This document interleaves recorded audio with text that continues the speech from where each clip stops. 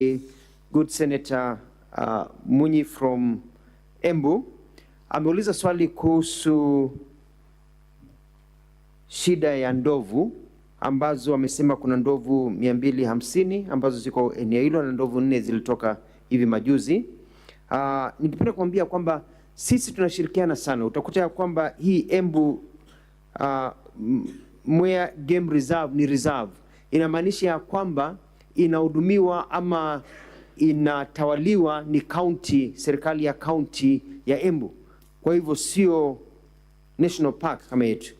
Ijapokuwa ya kwamba tuko na Kenya Wildlife Service ambayo inahudumia wanyama wote katika nchi yetu ya Kenya, tunataka tuwe tunafanya ushirikiano.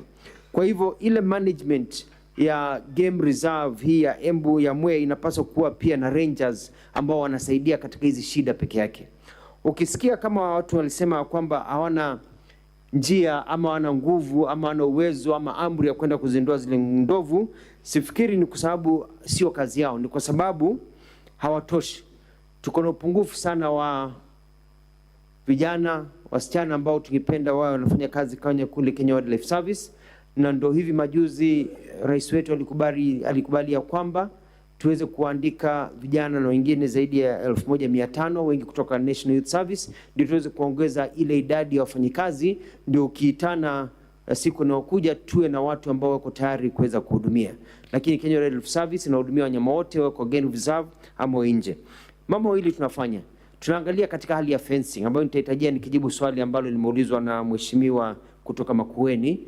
Fencing ya kuweza kuweka wanyama mahali wanapaswa kuwa, na jambo la pili pia tuna mpango wetu kuchimba mabawa tofauti, dams tofauti na water pans kwenye mahali ndovu wako, kwa sababu unajua kulikuwa na ukame sana, walikuwa wametoka. Tuwachimbie maji yao na mimea yao, wakae kwao bila kuja mahali wananchi wako.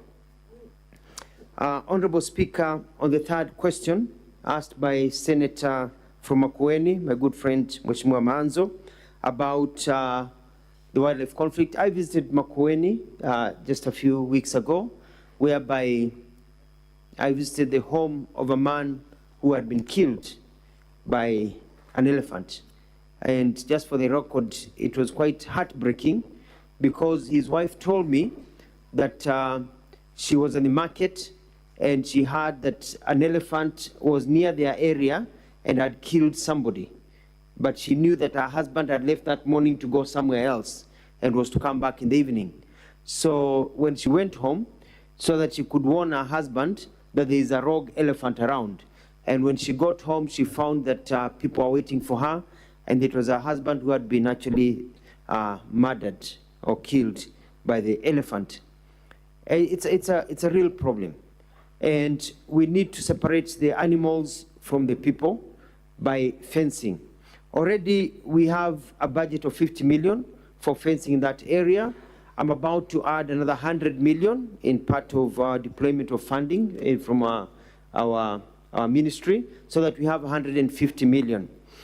As to the process, as you know, government procurement processes, I'm waiting to receive the BQs for the fencing today and tomorrow, and we should be advertising by early next week, and by the beginning of next year, early January, if not late December, when the procurement system has been done properly, we will initiate the process of fencing very many areas in our country.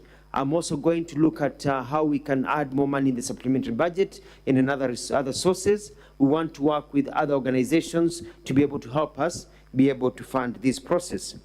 And lastly, there was a question about conservancies working without approval. I will get my officers to look into that, because we shouldn't have any conservancies working without an approval. And I don't know whether they're the ones who let the elephants come out, but I know that we are looking at also how we can moderate between fencing in the animals and also ensuring that the wildlife corridors are also protected, because animals at times need to move from one place to another place to see their relatives and also to feed. Thank you, Mr. Speaker. Thank you, Honorable CS. We will take the second batch of questions, and I'll invite Senator Lelengwe Tumbesi. Thank you, Mr. Speaker. Mr. Speaker, the Senate or Parliament is aware of a report that is in the ministry, which in the report has a list of victims spanning over 10 years that have not been compensated. And this report has been tabled to our committees, the committees of the Senate. I think a committee of the Senate, that is Land, Environment, and Wildlife. We are not aware whether the Cabinet Secretary will confirm to the House. We are not aware whether this report has been fully implemented as indicated. So my specific question to the Cabinet Secretary is,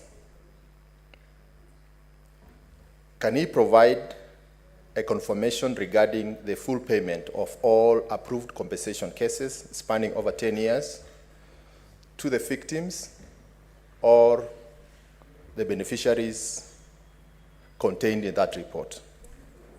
Mr. Speaker, sir, most of our communities are not aware. Senator Lelengwe, I believe you have asked your question. Sorry. You want to explain? No, I want to ask a second question. To do that.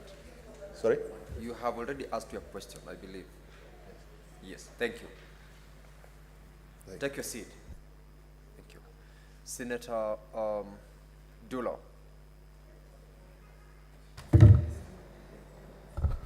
Thank you, Mr. Speaker. Mr. Speaker, I'll go back to ask on compensation, especially the big five. Mr. Speaker, over the years, KWS and the ministry, and I'm speaking on behalf of Isiolo people, that the only compensation they are paying is the people who have been killed or attacked by the big five. And as I'm speaking right now, there are so many cases that are pending. We have lost even a young man 2 weeks ago from a place called Gafarsa in Isiolo County. And these people are not paid. And even the payment is taking forever. So can the minister tell us how long or when is he planning to pay the pending bills? I wish I could be given another opportunity to ask another question, Mr. Speaker. I thank you. Thank you, Senator Dulo. Senator Boni. Thank you, Mr. Speaker. Mr. Speaker, allow me to congratulate the minister for his arrival at the new ministry. I wish you success. Mr. Minister, traditionally, for over 100 years, tourism in this country has meant the big five and our beautiful beaches at the coast. Could you tell Senate and the whole country what plan you have put in place and how much money you have committed to ensure that we exploit the potential of tourism beyond the big five, beyond the beaches at the coast, so that the potential of the Kitmigai in Nyanza, the potential of the Crying Stone, Ehongomori in Kakamega, the potential of bullfighting, Kakamega Forest, Mount Elgon Forest, Muivale Stone in Bungoma, the rich history in Trans Nzoia of the settlement can also be a product that can expand the income from tourism, Mr. Speaker, Mr. Minister. Honorable CS, you may now also respond to that second batch of the 3 questions.